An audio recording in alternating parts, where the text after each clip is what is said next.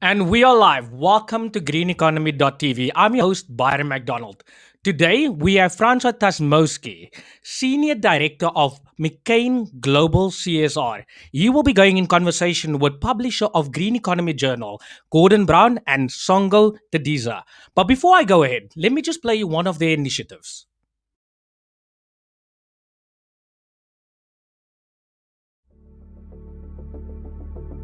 My name is Kaku Mutewana. I was born in a village nearby here in Sumekar. I grew up in a family that farms. So my father was very excited to learn that I'm actually going into farming. And as a little girl, I used to follow him to the field all the time. When I just started, he was the one that kept encouraging me not to give up. I actually started off by growing cabbages and butternuts, and then as I grew into the business and understood agriculture, I realized that actually potato is one of the main meals in South Africa. So I decided to start growing potatoes at a small scale. I found out about McCain through the Department of Agriculture.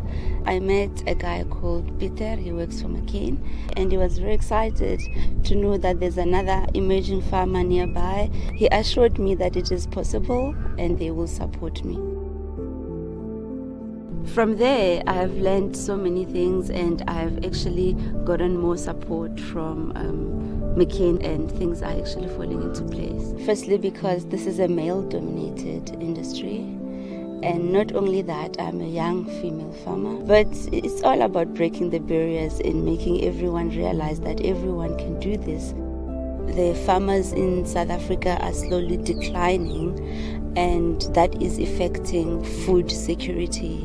So I think the fundamental issue here is to encourage people to get into farming. More young people need to start being innovative and creative around the issue of farming. I didn't go to school for farming, but guess what? Farming is not about theory.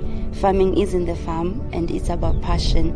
So I brought to the farm passion, and McCain is bringing to the farm, or to me, advice and technical knowledge.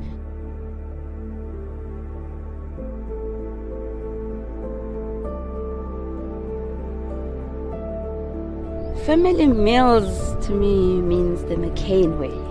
It means sitting around the table, preparing food, being happy, and ultimately enjoying the food.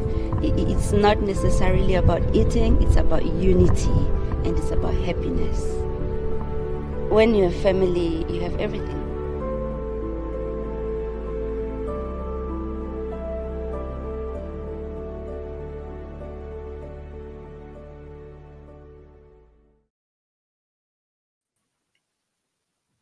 What an excellent initiative on that side. Guys, welcome to greeneconomy.tv. I'm your host today, but Songo and Gordon will be taking over today's interview. How have you guys been doing? Great, thanks. Very, very good, Byron. I'm in Johannesburg. I believe Gordon is in Cape Town, and I believe Francois is in Russia. Oh no, I'm All the in way in a Russia. much smaller country. I'm in Belgium, in the south of Brussels, more specifically. Excellent. Gordon, I will give over the show to you if that's fine with you. Yeah, thank you very much indeed, Byron, and Francois and Songa. Welcome from my side to the show. I'm great to chat with you guys. I look forward to it. So what a great little clip, and we'll go into some of those stories a little later. But wonderful to see an emerging farmer there, looking at the sort of commercial scale trucks and tractors she's got going there, and really a vibrant operation. And I'm sure that that's thanks in some part, in no small part, no doubt, to the support being offered through that McCain's CSI initiative. So what a pleasure and great to see. So Songa, before we get into it, I see that the way that you've structured your inquiries and questions for Francois revolve around how they are using the sustainable development goals as a sort of a roadmap or a framework.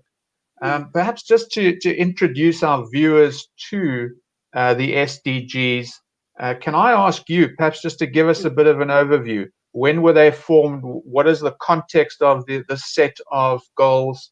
And why is it important for companies and organizations to anchor or to use these goals as an anchor for their strategies? Absolutely. Thank you, Gordon, and welcome to Francois. As we all know, the Global Sustainable Goals are actually a replacement of the. I don't know if you, for those who don't know, we initially had the Millennium Development Goals that effectively came to an end in 2015.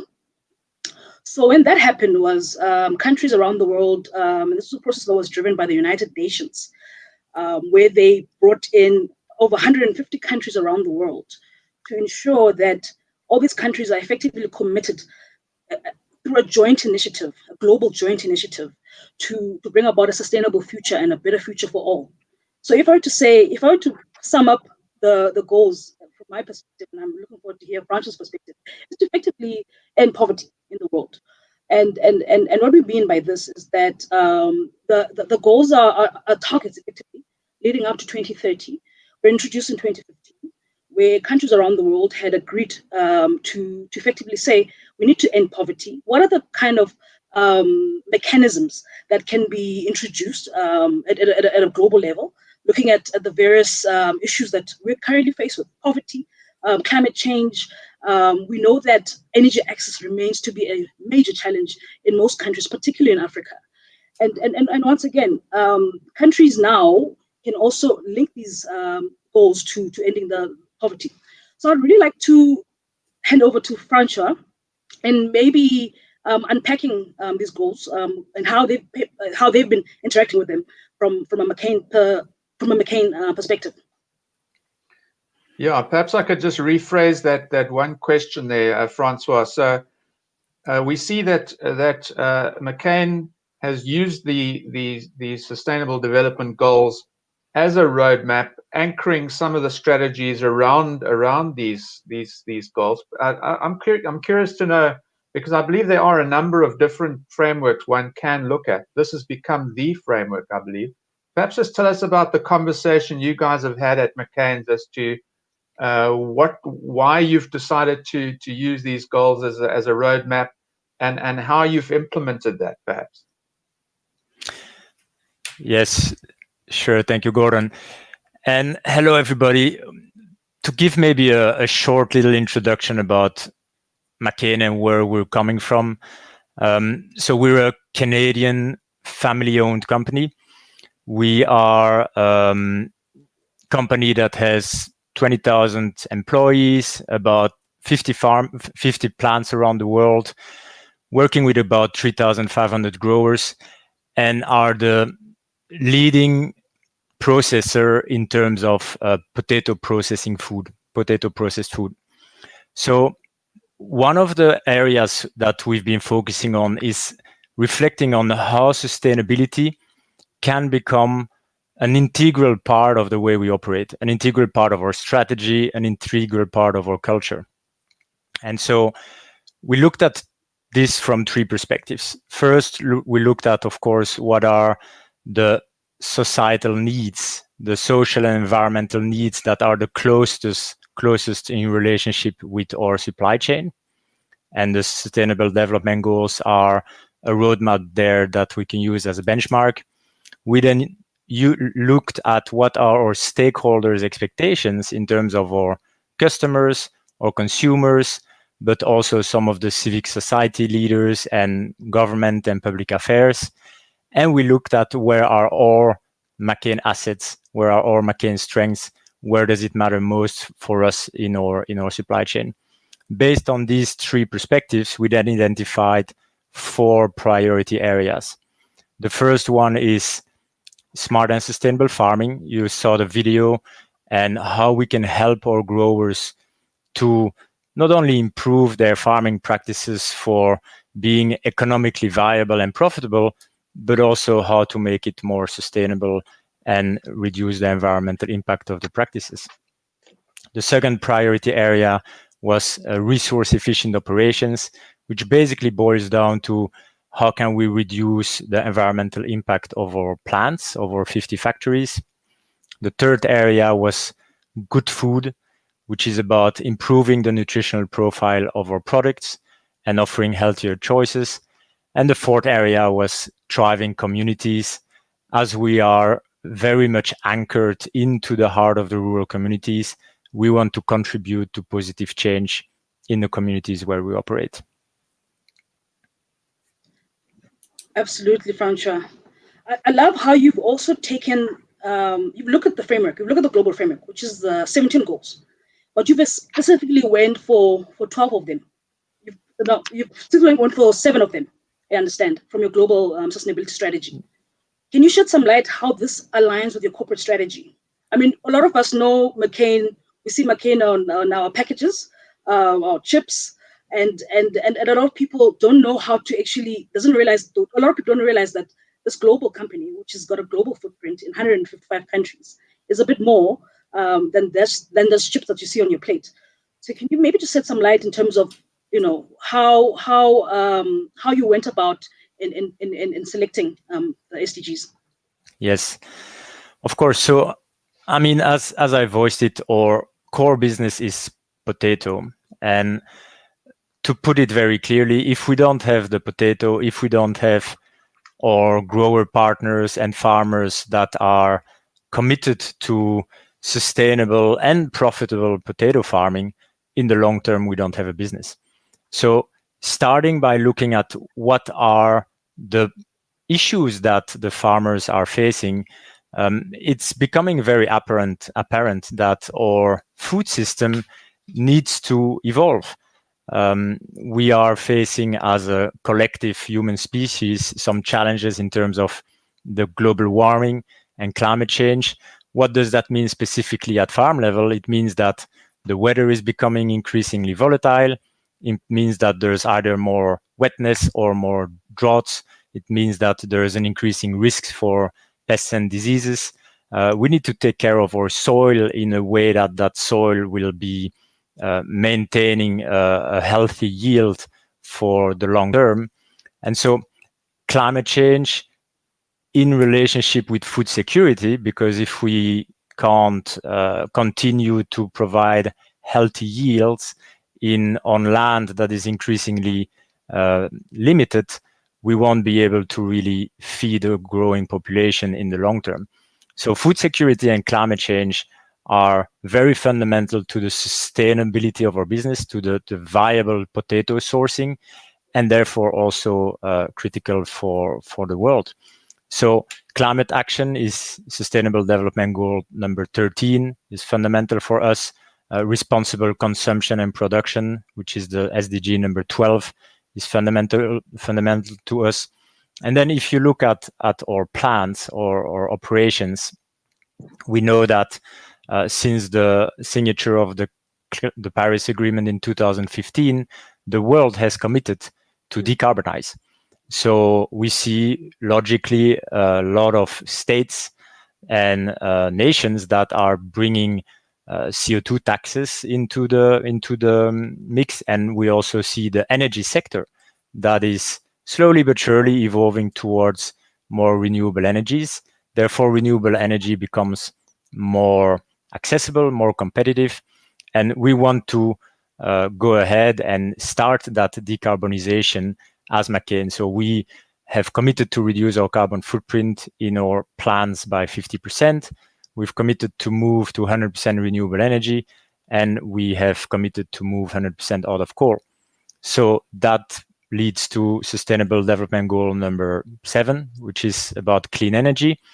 And then as well, we use a lot of water in our plants. So we've looked at where are the water-stressed regions where we operate, and committed to improve the water use efficiency by 15% in these water-stressed regions, which is, amongst others, related to Sustainable Development Goal number 6, clean water. So that's how we went about it, and identifying which are the SDGs that make the most sense for us, for the planet, and for our stakeholders. Absolutely, Francois. And Francois, we know you're very much a global family, with the footprint of, I think, in 155 countries. And what it seems is what is very clear from what you're saying is this is a global strategy, right? The sustainability plan. How are you ensuring that you're effectively tracking this at a country level? I know, for instance, the clip that we played earlier on was a project that you did in South Africa. So I got very excited when I saw that. How are you localizing this global strategy? And I would love to hear more about some of the initiatives that you have happening in South Africa, particularly, and maybe perhaps in the African region. It would be really lovely to hear. Sure. So indeed, this is a global strategy. It starts at the top, and it's really starting with adapting the corporate purpose. So we have a new purpose at McCain, which is called celebrating real connections through delicious planet-friendly food. So planet-friendly food speaks to our sustainability commitments. It then starts by establishing a global framework, so with global commitments. And then starting from that global strategy and commitments, we regionalize that with all of our different regional leaders into regional roadmaps, regional objectives, regional commitments. And then, of course, you need to establish the right governance systems and processes to track whether you are on track behind these objectives. So we have in each region a regional sustainability leader, and that is working together with what we call a committee, a sustainability committee, which is representing each of the functional leaders that are representing our key sustainability pillars. So the head of farming, the head of operations, the head of R&D, the head of HR, and they're meeting on a quarterly basis to evaluate progress behind the different commitments. And then we are then consolidating these regional results every quarter and report it to our global sustainability committee, which is basically the global senior leadership team, and to our sustainability board. There's a subsection of our board, which is sustainability board with representatives of our family. And then obviously we are reporting that in our global report. So having that governance in place, having the right level of accountability, and having the transparency in order to report progress is quite important. Now, if we look at South Africa, you're asking for South African specific initiatives. Obviously, South Africa is a high-risk region in terms of water stress. And so when we look at farming, we've been working quite a bit with our 92 growers in South Africa to improve the water use efficiency with improved technology and in terms of irrigation. So since 2017, we have improved about 19% of cubic water use per ton of potato. Another important initiative there is the introduction and increase of drought-tolerant potato varieties. Because we have a lot of R&D happening across the world on potato varieties, and we're introducing varieties that fit, of course, the local climate conditions. And about now in South Africa, there's about 35% of potato varieties that are drought tolerant, which is obviously helping the farmers to maintain healthy yields. If we look at our plans, we have an important global goal, but in South Africa, it's specifically impactful, which is to move out of coal. And so we have two plants in South Africa, in Springs and in Delmas, and moving out of coal towards biomass technology is going to help us to reduce about by half our carbon footprint in Delmas. That's about 45,000 tons of CO2. So we're looking, for example, at wood chips suppliers to use as a biomass to generate reliable steam supply for our plants. But we're also looking at moving towards renewable electricity through solar. So we're currently looking at 2 suppliers to bring solar panels on the roofs of our plants that aim to reduce by another 10% or carbon footprint of our plants about 7,000 tons. And then, of course, I would add that we have, especially now in this situation through COVID, which is out of the ordinary, we focused quite a bit on our communities pillar. We've developed different partnerships for food donations with Food Forward South Africa, with Meals on Wheels, with African Children Feeding Scheme. And since the start of the pandemic, we donated the equivalent of about 2 million meals. So it's important for us to continue supporting our farming communities, but also the broader communities in which we operate. Absolutely. And it's quite clear as well, partnerships are something that's very key to you in terms of implementing and ensuring that you're localizing this global strategy. SDG 17 speaks to that particularly. So how important has been partnerships for you in ensuring that these get implemented? And maybe perhaps also just talk about some of the challenges that you've interacted along this journey, referring specifically to the South African context in regards to the partnerships. Yes, I mean, partnerships are fundamental, and I think we're still at the early stages of that journey. I think we can and will certainly evolve into broader partnerships, because there's partnerships at local level, but there's also opportunity for partnerships at global level. So in South Africa, for example, Food Forward has been an obvious partner for us because they are a very established institution that was already providing a lot of donations to some of our beneficiaries. But I think that there's opportunities to look at technology and innovation partnerships. For example, I'll say a few examples from other regions, but I think there are opportunities in South Africa as well. One of the initiatives I'd like to highlight is what we call Farm of the Future initiative. So one of the key challenges for really evolving the agricultural model and enabling that transition towards more of a sustainable and regenerative farming is finding, of course, the right innovation, the right technology, the right agricultural practices. And farmers, they believe what they are seeing. So in order to enable the farmers to adopt or implement new practices, we need to first be able to demonstrate that these practices are effective. So we decided to invest in 3 farms of the future that would be commercially owned farms by McCain in 3 very different climatic regions across the world. The first one is about to be launched in Canada, in New Brunswick.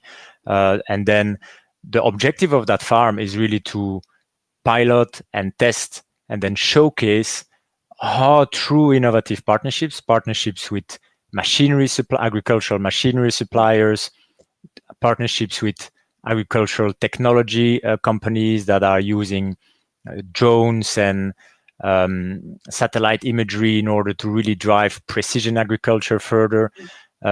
That's where we want to test, but also new varieties and other type of regenerative agriculture practices, such as cover crops and others. That's where we want to test, demonstrate at small scale what are the economically viable and scalable practices, and then bring that to our farming community. And in South Africa, we have developed also a demo farm at a smaller scale, where we want to continue partnering also with universities, with research institutes and other entrepreneurs that really can help us and collectively think about how we can address these challenges. Absolutely.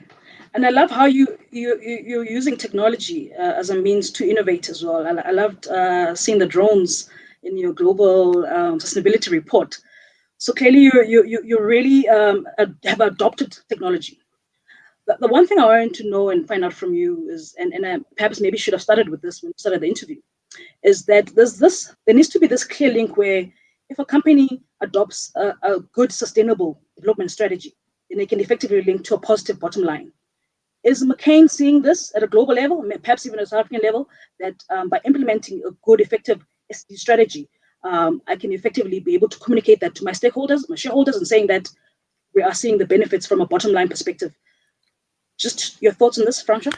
Yes, I mean, this is the fundamental question, is, what's the business case of sustainability, and making sure that it is well understood by all stakeholders, internally as well as externally of the organization.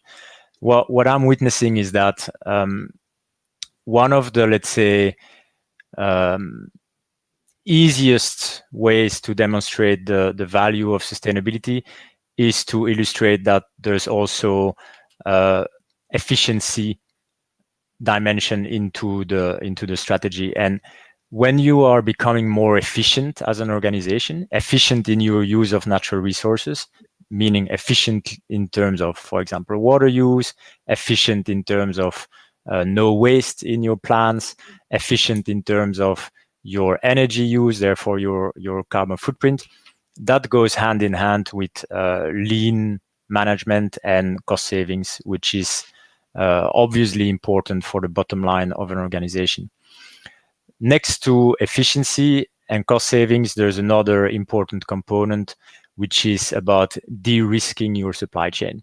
So as we talked about farming, having and ensuring improving livelihoods for farmers is also a way to de-risk our supply chain and ensure the viability of our supply chain in the long term, because there's an increasing risk in farming with the climate change. And then thirdly, I would add, is the whole positioning around branding and how can we commercialize sustainability in a way that makes sense for consumers, for customers, and other stakeholders. Bringing forth products that have sustainability benefits, whether it's supporting local farming or whether it's supporting good agricultural practices or whether it's improved nutritional profiles or sourced from cleaner energies. These are benefits that we can value on our products and with our customers that increasingly our customers and consumers are caring about. And again, as I said, it's a journey. We know that especially now in COVID and a contracted economic situation, value is increasingly a driver, and we need to make sure that we offer a good value for money and good products, good quality products at a good cost.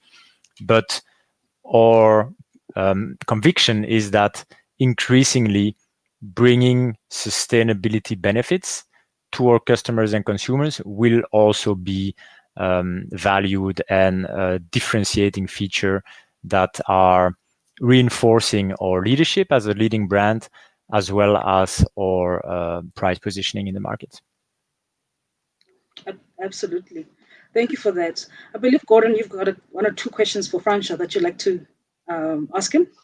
Yeah, thank you, Songa. And I'm just listening to the line of questioning that you're leading, Francois, and it's super interesting. I mean, so what I'm hearing basically is that you've got a company that has the scale to view their business and view the world in holistic terms and be able to think long term about their business, their supply chain, their customer base, and then take action to be able to secure that long-term view. And so, as Francois was saying, it's everything from looking after the growers to looking at the operations and ultimately to delivering a superior product. So what a pleasure. And I think that what you see here is a very intelligent alignment of the business objectives and the SDGs, which is precisely the idea here. So just a couple of questions that flow from that, Francois. I mean, in my experience in South Africa, I think consumers are quite apathetic around sustainability type objectives. Is that your experience? Perhaps consumers elsewhere are more proactive in this regard. Do you communicate on your packaging or in some other way about this responsible approach that you take to your business, and do you see the reward? Do you see that customers are recognizing that and rewarding you by choosing to buy your product?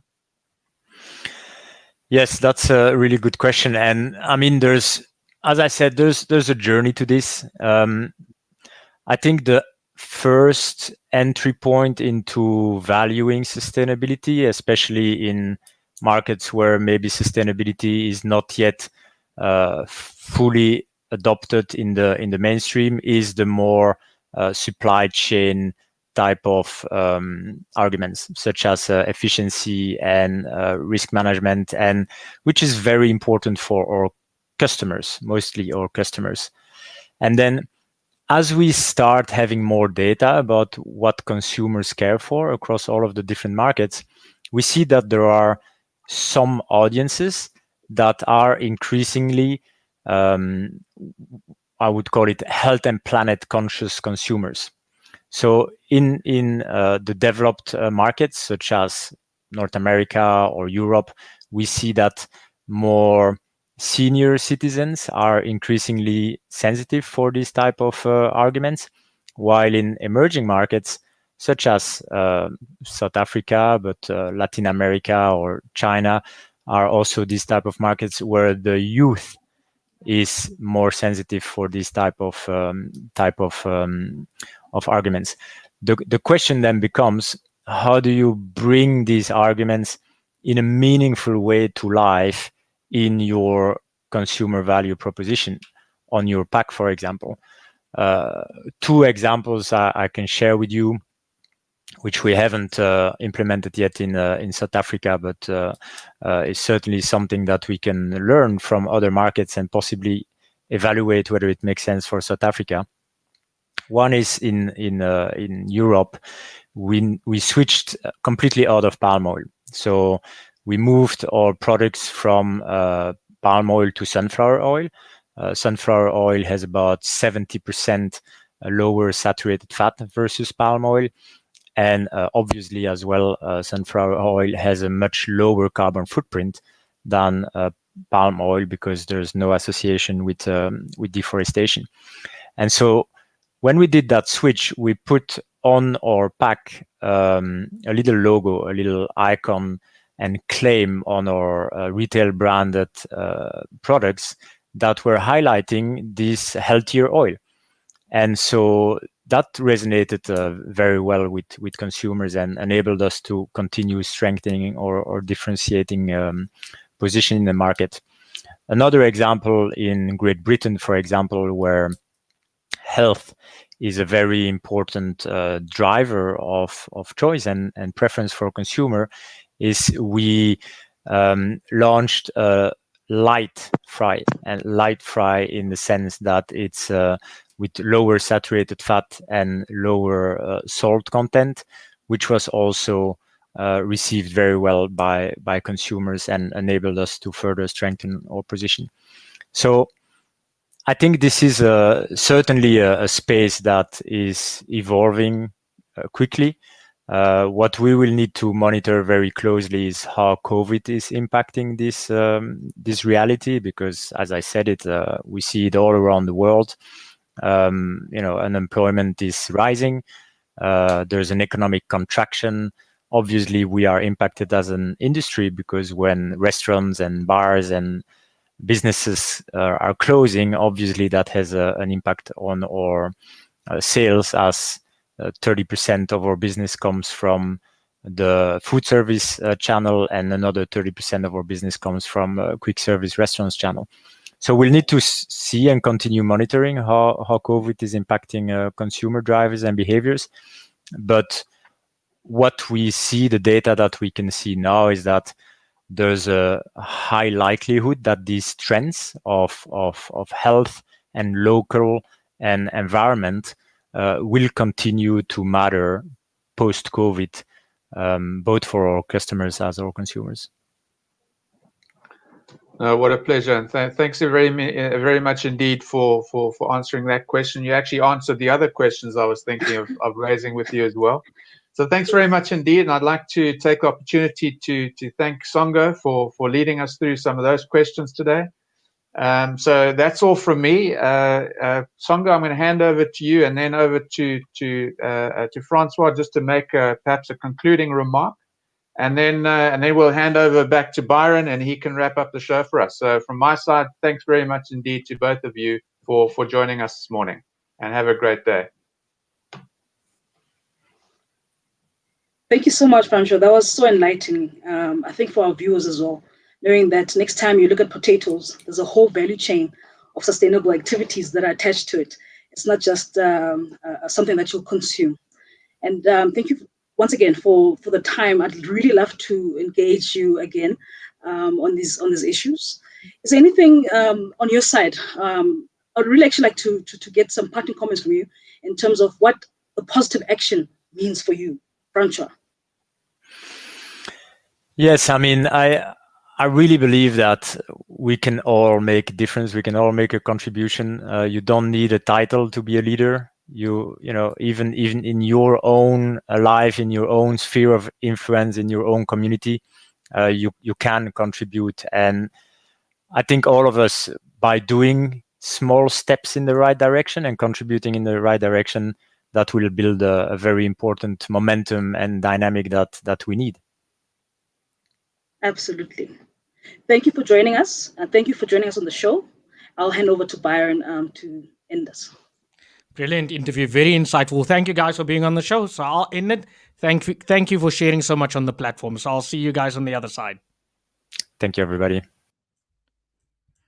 Very, very insightful interview. Like, for me, they just covered all the bases when it comes to economic, social, and governance side, especially in the sustainability side. I look at potatoes on a different level now when it comes to McCain, because they are really doing their part when it comes to sustainability. And that's what we're all about.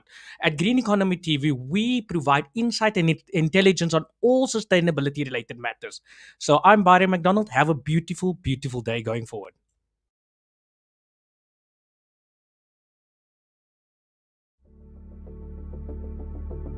My name is Kaku Mutewana. I was born in a village nearby here in Sukmekar. I grew up in a family that farms. So my father was very excited to learn that I'm actually going into farming. And as a little girl, I used to follow him to the field all the time. When I just started, he was the one that kept encouraging me not to give up. I actually started off by growing cabbages and butternuts, and then as I grew into the business and understood agriculture, I realized that actually potato is one of the main meals in South Africa. So I decided to start growing potatoes at a small scale. I found out about McCain through the Department of Agriculture. I met a guy called Peter. He works for McCain, and he was very excited to know that there's another emerging farmer nearby. He assured me that it is possible and they will support me.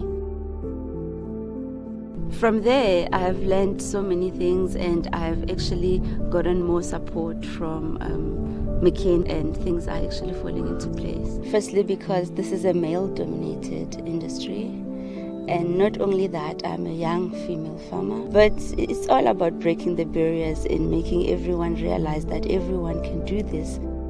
The farmers in South Africa are slowly declining, and that is affecting food security.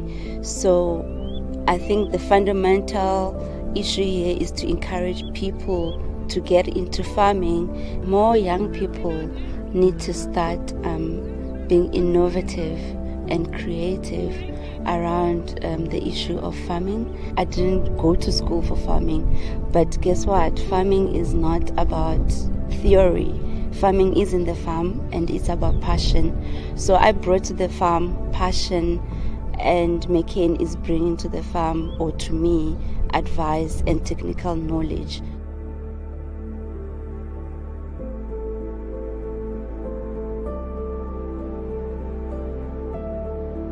Family meals to me means the McCain way. It means sitting around the table, preparing food, being happy, and ultimately enjoying the food. It's not necessarily about eating, it's about unity, and it's about happiness. When you're a family, you have everything.